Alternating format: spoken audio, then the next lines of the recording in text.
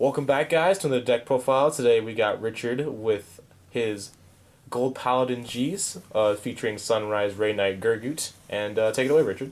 Alright, so starter, we're going to start off Rising Lionet. So the whole deck is going to be based off Gurguit and his G build.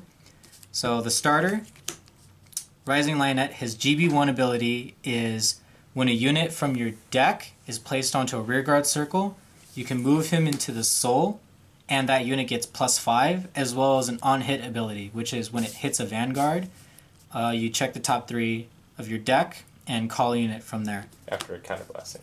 Well, yeah, it has to do a counterblast as well for the superior call. So for grade 3s, I run 4 Sunrise Ray Knight Gurguit. Gurguit. Gurguit. So Gurgit's Generation Break 2 ability is Counterblast 1, Soul Blast 1. You look at when your opponent is attacking your Vanguard or attacking Gurguit, you pay the cost and check the top 4 cards of your deck. And you pick one unit from those and you place it into the guard circle. So what helps when you're playing against other decks and you want to conserve hand, you could use his skill to superior call cards or triggers with 10k shields or even 5k shield grade 1 or grade 2 units, just so you can add that extra 5k that you need for guarding. So it's a nice defensive skill, but the most important skill about Gurguit is his stride skill, which is Counterblast 1. When your G unit is placed on a Gurguit, you look at the top 4 and call a unit, which is pretty much a mimic of what Musketeers have been doing. So, but I really like it because it combos off with a lot of the G units and a lot of the other rearguard skills. It does what gold should do. So next, I'm going to be running 2 Lofty Head Lion. Lofty Head, the other thing too is the reason I'm not running 4 Ezel is because the Ezel build, which is nice because you get to play against Link Joker, which this deck honestly does hate because your rearguards are important. But the other thing too is with the Ezel build, it's nice, but a lot of people like to run Ezel G units with it.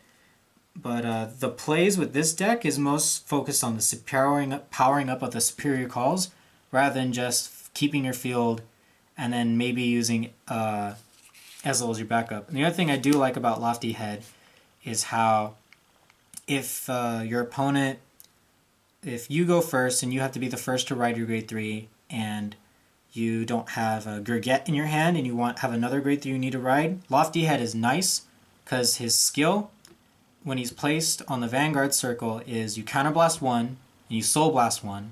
You look at the top 4 cards of your deck and call it. So as soon as he's placed, after you pay the cost, you get a unit from your deck and play it down. So it adds for an extra attack or boost.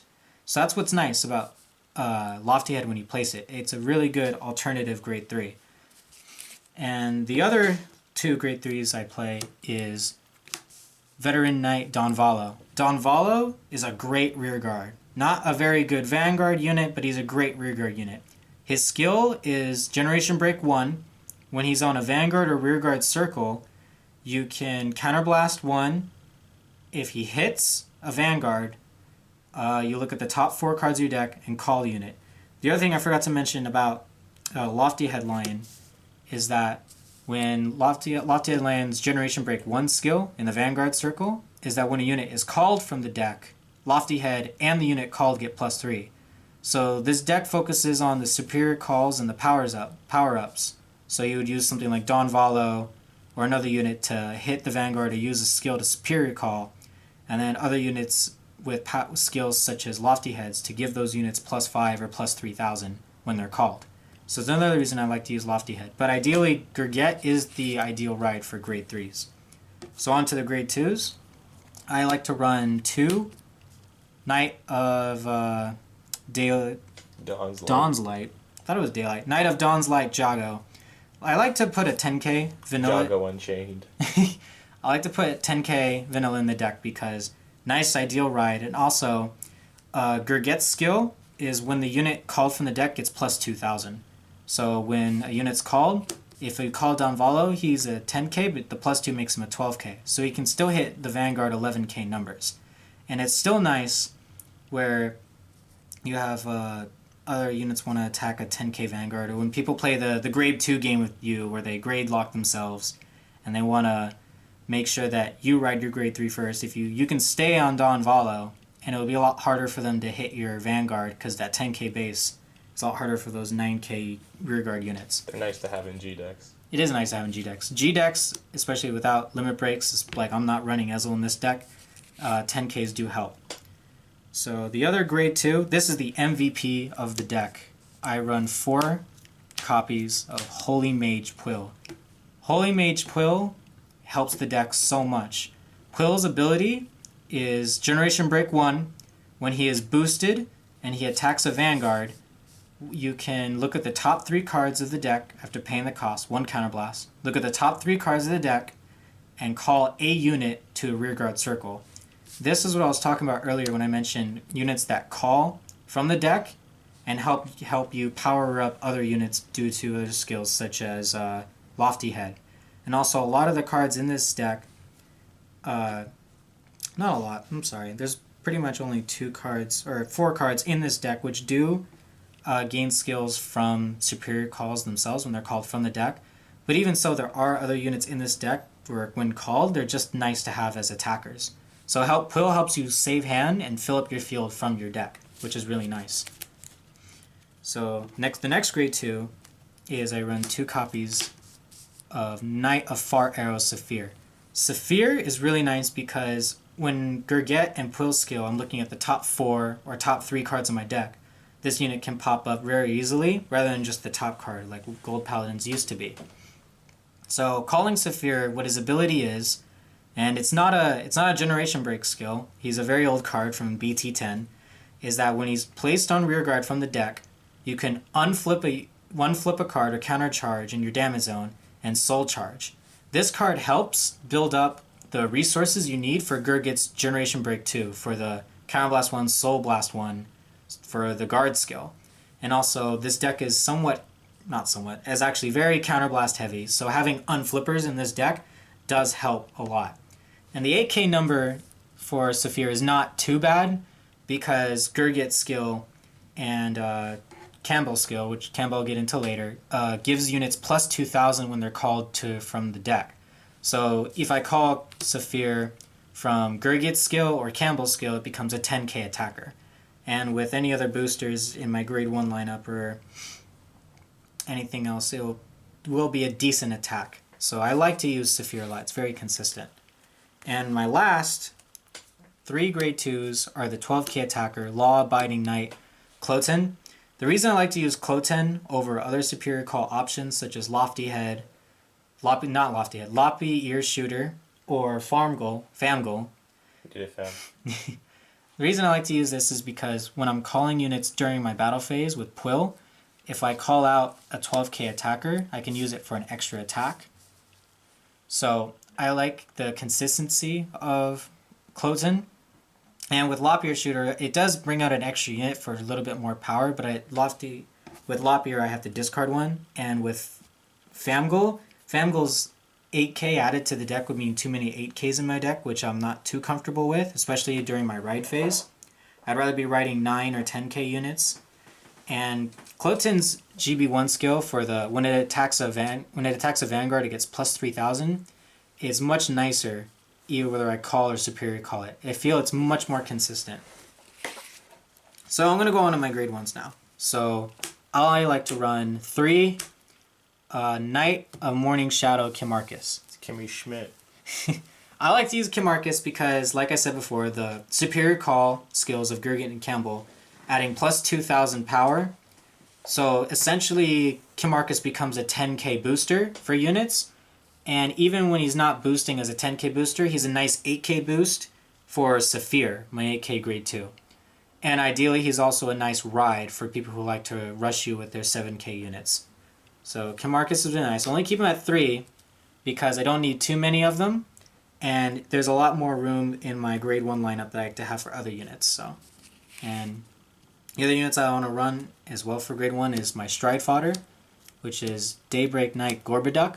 Gorboduc is the Stride Fodder for Gold Paladin. When you can discard him and he gets a plus 2 grade, so it's essentially discarding a grade 3 for Stride.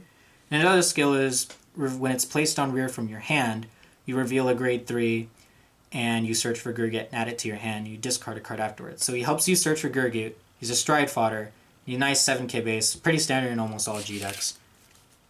Alright, next I'm going to be doing 2 Coolgal. Coolgal is essentially the Generation Break version of Dindrain, just without the Soul Blast. So his skill is Generation Break 1. If you call him onto a rearguard circle from your deck, not from your hand, then you get to draw 1 card. So he's a nice +1. And before I was running Coolgal, I was running Slamey. Slamey is this unit right here. Its skill is Generation Break 1. If you have 3 other rearguards, or if you have 3 other rearguards, or if the total rearguards you have is 3 or more, you can retire him, and you look at the top 3 cards of your deck, and you can choose one and put in the guard circle. So he's kind of like Gurguit, helps you with guarding. The only problem is the reason I don't run Slamey is because he is a target. He doesn't have resist, meaning he will easily be attacked by snipers, such as Blaster Dark Abyss, any other retiring Kagero, Narukami. They will go after Slamey if they can choose Slamey as a target, because Slamey is a defensive card, not a card that his skill is used on your turn. So even if I call Slamey and have him on the field, if I'm up against certain matchups that have retiring units, Slamey will often be one of the first to go. And I know some people like to use Slamey as a decoy to protect their other rear guards, but I feel like Slamey and Coolgal pretty much do a similar thing.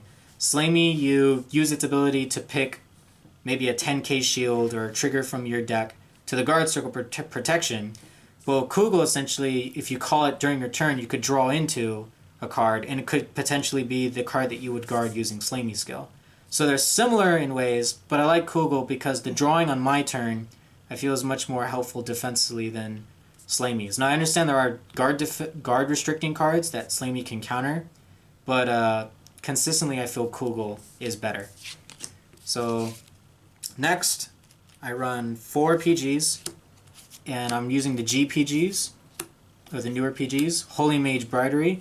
Skill is when he's placed on the guard circle from your hand, you discard 1, the attack is nullified, and if you have a copy of itself in the drop zone, you countercharge. You can only protect the Vanguard, by the way. Oh, it only attacks the Vanguard so if your opponent's attacking your Vanguard, you can use it to protect your Vanguard. So, I know, and then the other thing is people say, oh, up against Laurel, up against all these other cards that attack your rear guards, attacking the Vanguard is a little more important, and also the more important thing about why I run Bryderi is for the unflipping. A lot of these cards have a heavy counterblast. Pwyll and Gurguit, I pretty much use every turn, so that's 1 to 2 counterblasts every turn. And I might use Pwyll more than once if I superior call another Pwyll. So that's 3 counterblasts already. My G-Zone, one of the units, is very heavy on counterblast. And of course, Gurguit's defensive skill has a counterblast. So I'm going to be using a lot of counterblast during the game itself. So Bryderi helps with unflipping, so I can save up on resources to protect myself. And other people's options for using Perfect Guards, because of Gurguit's skill, is using 4 or some Halo Shield Marks, or Halo Liberator Mark, or Formation Liberator Erdre, the Liberator PG from set 16. But anyways, a Gold Paladin PG that is not Bryderi, people might want to be using. Of course, their skills is when they're placed on guard circle, if your opponent is attacking one of your units, discard 1, nullifies the attack, but you don't get to countercharge. And another reason people in a Gurguit deck would prefer to use Halo Shield Mark is because Gurguit's skill specifically says that the card has to be called from the deck to the guard circle. Bryderi says in its ability text that you have to place it from your hand. So if you use Gurguit's Generation Break 2 to defend yourself from an attack and you pull out Bryderi from the top 4, you cannot use Bryderi to protect yourself, because Bryderi requires that you be placed from hand. Of course, Halo Shield Mark and the other PGs do not dictate whether they need to be from hand or deck. They just need to be placed in the guard circle. So a lot of people like to use Halo Shield Mark because they can essentially perfect guard or superior perfect guard from their deck to the guard circle with Gurguit. And one of the things I used to do, which is really fun, The Diablo matchup. The Diablo matchup, or any glory skill matchup. I would run 3 Bryderi. Now this is if you really want to try something new and you want to step out of your comfort zone. 3 Bryderi and 1 Halo Liberator Shield, any other PG, Halo Shield Mark, and run with that. So you use your Bryderi PGs for when they're in your hand, for defensive and unflipping, and if you're backed against a corner and you don't have enough guard, or if Diablo is coming at you saying you can't guard, you don't have enough rear guards for this, retire, you can use Gurgut's Generation Break 2, look at the top 4, and pray. You bet on it. You bet on it that you see this unit in those top 4 and place it in the guard circle to protect yourself. I've seen him do it. I've done it before. It's hilarious. And I wouldn't say it works every game, but it's great and it's fun to do with your friends. So if you want to try something fun, try this. But if you want to keep it consistent, either do 4 of this, or 4 of this, or even 2 and 2, just consistently 4 or 4. But it's up to you. I prefer this because I like to unflip my damage. So last grade 1 is my Throwing Knight Maleagant. Like I said before, deck is very counterblast heavy, needs unflips. So his ability is when he's placed on rearguard circle. Now it doesn't have to be from deck or from hand. Soul Blast 2, countercharge 2. So I know it's counteractive to Gurguit and his Soul Blast, his Soul Charging needs and Soul Blasting needs. But of course you have units like Saphir which Soul Charge, and other units which move to the Soul such as Rising Lionet. So Soul isn't too much an option, but I don't use more than one because more than once would be too much and I run out of resources for Gurguit. So it's only a tech for 1 of. On to triggers. Of course, I'm going to be running 8 criticals, and I'm going to be running 4 you run this air critical, raid line. You run this critical on Ezel now. Just because it's a lion? Just because it's a lion. The days of Silent Punisher are over. Or Dauntical. Exactly. So 4 vanillas because the other triggers with skills other than Flame of Victory are for Liberators. So I choose 4 air raid because it came with the set. So 4 of this, and my other crits I use are 4 Flame of Victories. Flame of Victory is actually really nice with the Gurguit deck because his ability is when you put him in the soul during your main phase, you pick another unit, gain +3. Not only are you picking another unit to get a little bit more power, maybe even like Saphir or Coolgal, who are 6k and 8k numbers, which might not be that powerful. You can boost them up. More importantly is Gurguit gained another soul, which you can use for defensively. So soul charging is nice with Flame of Victory. Soul Guard. And I honestly think the next best trigger in this deck is honestly Gigantic Ringer. Stand triggers in a Gold Paladin deck I was not very a fan of until Catch Goal at first. Catch Goal Liberator. They're staple now. Gigantic Ringer is a staple in my opinion for this deck. Gigantic Ringer's ability is Generation Break 1. When he's on a rearguard circle and another unit is called from your deck to your rearguard, you put him on the top of your deck, give the unit that was called +5,000, shuffle your deck with him in it, then draw a card afterwards. So not only is he a draw after you use his skill, he's giving another unit essentially +5, and you're putting a trigger back into the deck. So even though he's a stand trigger, and Gold Paladin seem to be very straightforward, where you go Vanguard attack, then rearguard, this deck essentially can do more than 3 attacks, which I'll be getting into later. Oh, funny thing about this card, you can actually use it on your opponent's turn if like he comes out with like Pegasus or something. You could use this on Pegasus' turn, because if you pull this out once your opponent's upheaval Pegasuses, and let's say after all your units are placed from that skill, you can use it to give one of your other rear guards +5, put this back in the deck, and draw a card. So it can be somewhat defensive, but I would say only against Gear Chronicle matchups. And just finally, staple, 4 heal triggers. Pharmacy Witch isn't the prettiest heal trigger, but I like it. It goes with the set, came with the new Gold Paladin, so I use it. And now we're going to get into the G units. So first, I use 2 copies of Fast Chase Golden Knight Cambell. Cambell is... Chicken noodle soup. Cambell's skill is when he's on the Vanguard circle after you use Stride, when he attacks a Vanguard and hits the Vanguard, you go to the top 5 cards of your deck, search for one of them up to those 5, and call it, give it plus 2,000, and the rest go back to the deck, and you shuffle the deck. So he's nice pressure, because you stride him on top of Gurguit, use Gurguit to pull out a unit. So that's another free unit, not really free, because you pay a Counterblast 1. Pull out a unit from your deck, you attack with him, and it's pressuring your opponent whether they want you to pull out another unit or not. So Cambell's nice pressure, and he can also combo off with Rising Lionet, because Lionet's skill can work even after he's rested, where if a unit is called from the deck, you move it to the soul and it gets +5. So if Cambell hits and you pull out a unit, you can use Lionet to move it to the soul and give the unit you just called another 5. So I like to use Cambell for that. So it's my first turn stride, the first thing I stride into. I think, in my opinion, the most powerful Gold Paladin stride in the Gurguit deck is, in fact, Golden Dragon Scourge Point Dragon. He's really underestimated. He's really underestimated and very cheap. If you're planning on playing a Gurguit deck, please get this card. It will impress you on how amazing this is. I have been in games where I've been grade locked, put to 5 damage, and then this turn I can ride and stride to grade 3. I've won the turn that I've strode into Scourge Point. I Scourge Point first. Scourge Point Dragon's skill is when a unit is called from your deck to the field or to a rearguard circle, the unit called gets plus 5,000, as well as Scourge Point Dragon gets plus 5,000. So essentially what you do is you stride this on top of Gurguit. Gurguit's stride skill activates, pull a unit from the deck to a rearguard circle. The unit you just called gets another plus 5, as well as Scourge Point Dragon. Now, the other thing I like to do is when Scourge Point Dragon combos off with Pwyll, you can use Pwyll to call out another unit after its boost, and the unit called gets another plus 5, as well as Scourge Point Dragon getting another plus 5. And Pwyll hits for 16 by himself, because Gurguit and Scourge. If you call out Pwyll by himself, he would hit for 16, but he would still need a booster. Yeah.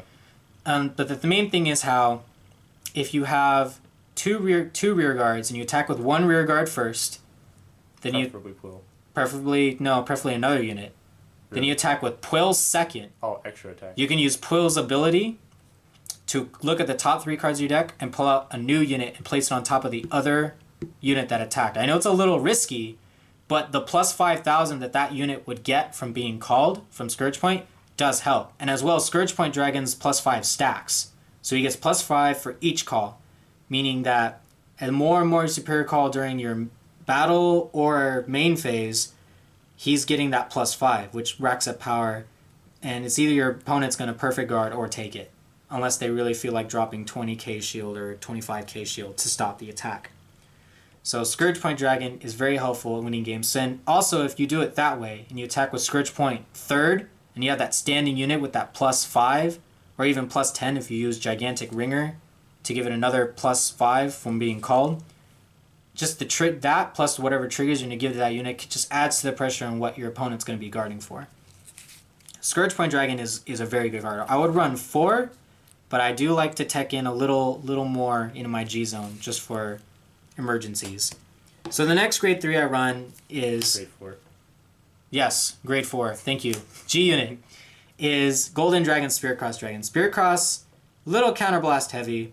His ability is as soon as he's placed onto the Vanguard circle, you have to counterblast 2, flip a copy of itself. For each number of cards in your G zone you look at the top 5 and pick the same number of cards from that top 5 as the same number you have face up in your G zone. So he helps fill field late game, and it's also, I feel like I'd use it for emergencies if I have no field, if I'm against matchups which retire. So Narukami, Kagero, even Shadow Paladin likes to retire stuff now.